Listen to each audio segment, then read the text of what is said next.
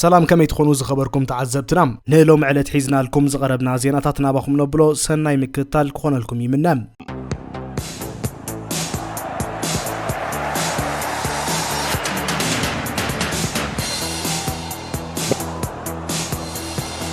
مرايت بريمير ليج عاد انجليز ارسنال دحرتي بمان يونايتد ميدا تسعيرا زوصاتو قدم مع كنات زينا زي عرف ارستاتا مسرح يركبام اسبانياو سلطاني ميكل ارتيتا بارسنال كاب زمصن دحر نمسمر مكلخالو نمدلدال كابتي بقدامነት ዝወሰዱ ተበግሶታት መንባር ይንገርም ናይ ማከል ተኸላኸልቲ ሳሊባን ማጋል ሐሰን ምስ እስፓኛዊ ሓላው ልዳ ዴቪድ ራያ ኮይኖም ዝመስረትዎ ናይ ምክልኻል ውህደት አርሰናል በቀሊሉ ሸቶ ዘይምዝገቦ መስመር ምክልኻል ንኽልዋ መግባር ልዑል ተራ ምጽዋት ይርከቡም እዚ ዱልዱል መስመር ምክልኻል ኣብቲ ሰንበት አንጻር ማን ዩናይትድ ዝተኻየደ ግጥም ሰለስተ ግዜ ተሰጊሩ ሸቶኹም ዝገቦ ተራይን ን82 ግጥማት ልዕሊ 2 ሸቶኹ የተመዝገቦ ክኾዶ ጽንሐ ገስጋስ ድማ በዚ ደው ክብል ተራይን አርሰናል ነመውዳታ ጊዜ ሰለስተ ሸቶታት ዝተመዝገባ ወርሕ ታሕሳስ 2023 ቅድሚ 782 መዓልታት ኮይኖም ኣብቲ ግጥም አርሰናል አንጻር ሉቶን ታውን ገጢማ ወላኳ ሰለስተ ሸቶታት ይመዝገባ እንግሊዛዊ ከፋፋሊ ዴክላን ራይስ በዘመዝገበላ መዕወት ይሸቶ ግን 4 በ3 ዓዊታት ወጽኺ ኢላ መንባር ይዝከርም ኣብዚ ሰንበት ዝተኻየደ ግጥም ግን አርሰናል ነቲ ዓቂባቶ ዘጸንሐት ክብሪ ክትሰንከላ ኣብ ሜዳ ኢማራትስ ድማ ኣብ ዓመት ናይ ፈለማ ስዕረት ከተመዝግብ ኪላ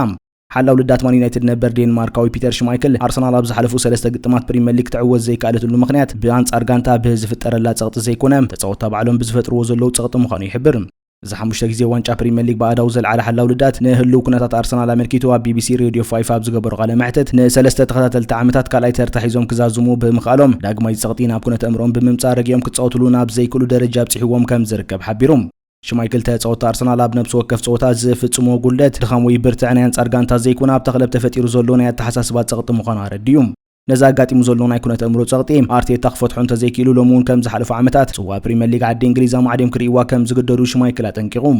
ብተወሳኺ ኣብ ስካይ ስፖርት ከም ተንታን ስፖርት ኮይኑ ዝዓይ ዘሎ ጄሚ ካራገር ኣብ አርሰናል ኣጋጢሙ ዘሎ ድኻም ቀዳማይ መስመር ልሙድ ዝኾነ ተርእዮ ከም ዘይኮነ ንስታስቲካዊ ጸብጻባታት ቃዕቲ ክለብ አርሰናል ብምዕዛብ ሪቱ ክህብ ተሰሚዑም እዚ ብዝህቦም ሪቶታት መዛረብ ያርስቲ ካብ መኽፋት ይዕሪፉ ዘይፈልጥ ተንታኒ ድሕሪ ስዕረት አርሰናል ሶኒ ምሸታ ማንዴ ናይት ፉትቦል ቀሪባ ብዝህቦ ዝነበረ ትንተና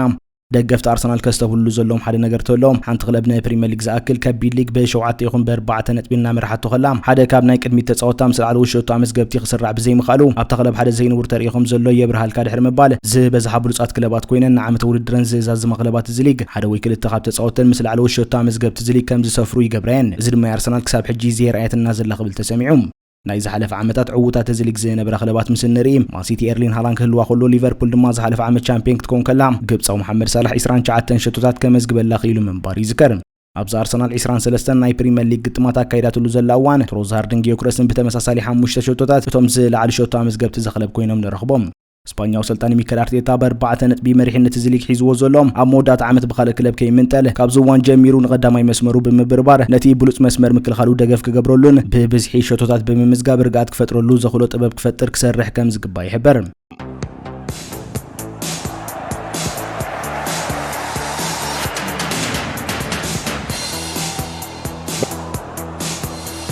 ካብ ነዊሕ እዋን ጀሚሩ ኣብ ራዳር ማንቸስተር ዩናይትድ ኣትዩ ጸንሐም ኣብ ክለብ ኖቲንጋም ፎረስት ዝጻወት እንግሊዛዊ ከፋፋሊ ኤሊዮት ኣንደርሰን ልዕሊ ማን ዩናይትድ ንጻውዒት ማን ሲቲ ከም ዝቐድም ግልጺ ከም ዝገበረ ዝተፈላለየ ማዕከናት ዜና እንግሊዝ ሓቢረን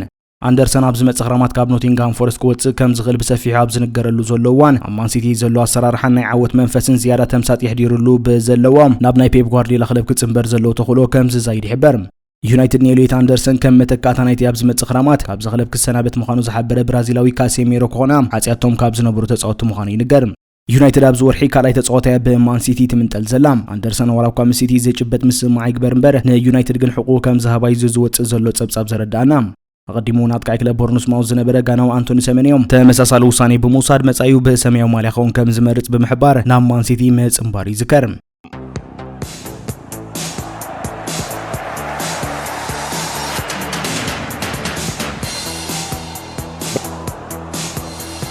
እንግሊዛዊ ጥቃይ ኮል ፓልመር ኣብ ለንደን ከም ዘይረገ ክሕበር ድሕሪ ምጽንሑ ናብ ማንቸስተር ዩናይትድ ክሰጋገር ድሉ ምህላው ማዕከን ዜና ዘሳን ሓቢራም ፓልመር ወላኳት ዘይትንከፍ ተጻዋታይ ክለብ ቸልሲ ምዃኑ ይነገር ናብ ካልእ ክለብ ክሰጋገር ምዝደልግን እቲ ልዕልያ ውድድራት ዋናጩ ምልዓል ፋይናንሳዊ ረብሓ ክለብ ዝቐድም ምምሕዳር ቶድ ቦሊ ካብ መኻይዲ ተጻዋታይ ዝረኽቦ ኣታዊ ዝያዳ ከገድሶ ከም ዝኽእል ይሕበር በዚ ድማ መሪሕነት ቶድ ቦሊ ኣብ ቅድሚ እዚ ተጻዋታይ ብምጽናሕ ከዓግቶ ከም ዘይግመት ይንገር እቶም ኮን ኮል ፓልመር ናብ ማን ዩናይትድ ከይሰጋገር ዝዓግቶ ነገር ምስ ክለብ ቸልሲ ፈሪሞ ዘሎ ክሳብ 2033 ዘጸንሕ ኮንትራት እዩ ምክንያቱ ማን ዩናይትድ ነተጻዋታይ ከተፈርሞን ተወሲና ነዚ ኮንትራት ክሰብር ልዑል ዝኾነ ዋጋ ካሓታ ምዃኑ ይመን ነዚ ክውን ምግባር ድማ ነቲ ዝሓለፈ ክራማት ብላዕለዎት ኣካየት ክለብ ማን ዩናይትድ ካብ ተክለብ ክወጽእ ድፊት ከም ዝተገብረሉ ዝንገር ሓለቓ ጋንታ ብሩኖ ፈርናንደስ ሸይጣ ብትረኽባታዊ ንኮል ፓልመር ከተፈርሞ ከም ትኽእል ይንገር ወዲ 31 ዓመት ፈርናንደዝ ኣብ ማን ዩናይትድ ዘለዎ ኮንትራት ኣብ 2027 ዘብቅዕ ብምዃኑ ኣብ ዘኽለብ መጻኢ ዝመጽእ ዓመት ድሕሪ ዋንጫ ዓለም ከፍልጥ ከም ዝኾነ ሓቢሩ ይርከብ እዚ ፖርቱጋላዊ ከፋፋሊ ኣብ ዘኽለብ በሰንኪ ዝፍጠሩ ኣርስታትን ተደጋጋሚ ምቅያራ ሰልጠንትን ከም ዝተሰላቸወ ብዝሕበሮ ዘሎም ኣብ ክራማት 2026 ኣሰር ብራዚላዊ ካሴሜሮ ብምስዓብ ካብ ዘኽለብ ክሰናበት ከም ዝኽእል ይንገር ፈርናንደዝ ኣብዛን 6 ዓመት ተጻዊቱላ ዘሎ ክለብ ብቕዓቱ ከይጉደላ ኣብ ዝቕጽለሉ ዘሎ እዋን ዝቕጽል ዓመታት መሳቕጽል እንተኾይኑ ከባቢ 400,000 ፓውንድ ዝመጽእ ሰሙናዊ ማህያ ክሓትት ከም ዝኽእል ይሕበር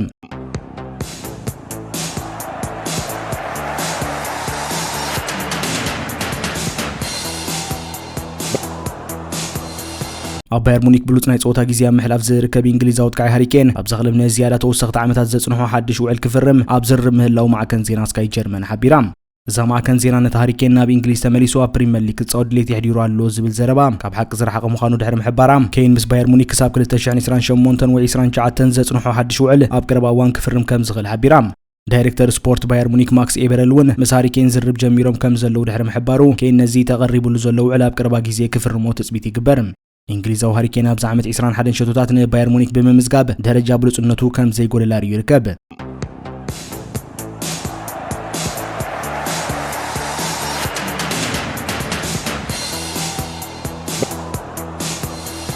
ኣብ ግጥም አንጻር አርሰናል በዘጋጠመው ናይ ምጭባጭ ዋዳ ኣብ መበል 81 ደቂቃ ተቀይሩ ዝወፀ ተጻዋታይ ማንቸስተር ዩናይትድ ዴንማርካዊ ፓትሪክ ዶርጎ ን10 ሳምንታት ዝኣክል ካብ ሜዳ ክርሐቅ ከም ዝኽእል ማዕከን ዜና ዘአትሌቲክ ሓቢራ እዚ ናይ ክንፍት ካዕብ ሰለስተ ዓበይቲ ግጥማት ማን ዩናይትድ ሰለስተ ሸቶታት ብምምዝጋብ እቲ ናብ ዘኽለብ ክመጽእ ከሎ ኣብ ልዕሊኡ ተነቢሩ ዝነበረ ትጽቢት መልሲ ክህበሉ ምጅማሩ ክዝረበሉ ጀሚሩሎም ፓትሪክ ዶርጎ በዝጋጢሞ ተባሂሉ ዘሎ ማሴቲ ክሳብ 8 ዝበጽሕ ጸወታታት ክሓልፎ ከም ዝኽእል ተሓቢሩ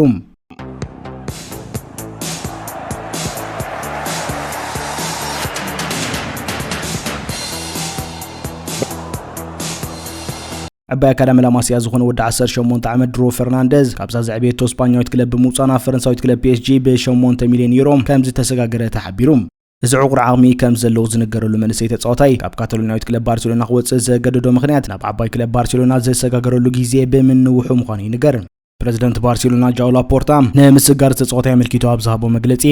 ኣዝዩ ደስ ዘብል ተግባር ተፈጺሙ ምስ ወኪልን ስድራ ቤት ተጻዋታይ ብዝገበርናዮ ምርዳእ መሰረት ተጻዋታይ 18 ዓመት ምስ ረገጸ ክዓብየሉ ዝኽእል ዝተፈለየ ዝሓሸ መንገዲ ኣዳልናሉ ነርና እንተኾነ ነታ ቀዲምና ዝተሰማማዕናሉ ነጥቢ ብምጥሓስ ኣብ ከምዚ ውሳኔ ምብጽሖም ይሓዝን ብምባል ቅሬቱ ስሚዑ አቦታት ረኩይስታ ወይ ድማ ቁጥር 10 ተዘጻው ድሮ ፈርናንዴዝ ምስ ፒኤስጂ ክሳብ 2030 ዘጽንሑ ውዕል ፈሪሙ ይርከብ ድሮ ምስ ባርሳ ዝነበረሉ እዋን ንዓመት ኣስታት 250,000 ዩሮ ይቕበል ምንባሩ ዝግለጽ ኮይኑ ብመሰረት ምስ ፒኤስጂ ዝፈረሙ ሓድሽ ውዕል ግን ዝመነሰይ ተጻዋታይ ንዓመት ኣስታት 1.2 ሚልዮን ዩሮ ዝበጽሕ ክፍሊት ክቕበል እዩ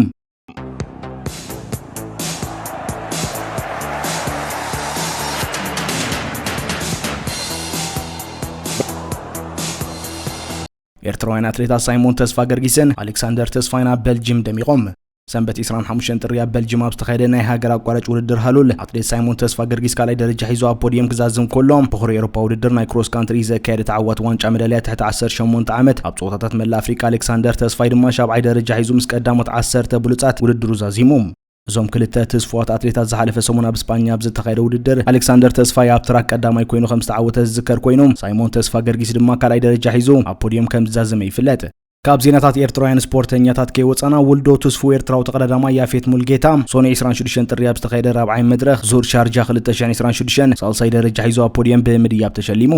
ሻምፒዮን አፍሪካ ትሕቲ 23 ዓመት ዓወት ኣማን ድማ 50 ደረጃ ብምሓዝ ምስ ብሉጻት 5 ኮይኑ ውድድሩ ዛዚሙ ኣብቲ 133 ኪሎ ሜትር ንውሓት ዝነበሮን ኣብ መወዳእታ ድማ 7 ኪሎ ሜትር ዓቐብ ደይቡ ዝተዛዘመ መድረኽ ኤርትራውያን ተቀዳደምቲ ናታን መድሃኒ መበል 18 ናትናኤል ብርሃነ መበል 36 መትከል ኢዮብ መበል 54 መዋል ግርማይ ድማ መበል 73 ደረጃ ብምሓዝ ውድድሮም ዛዚሞም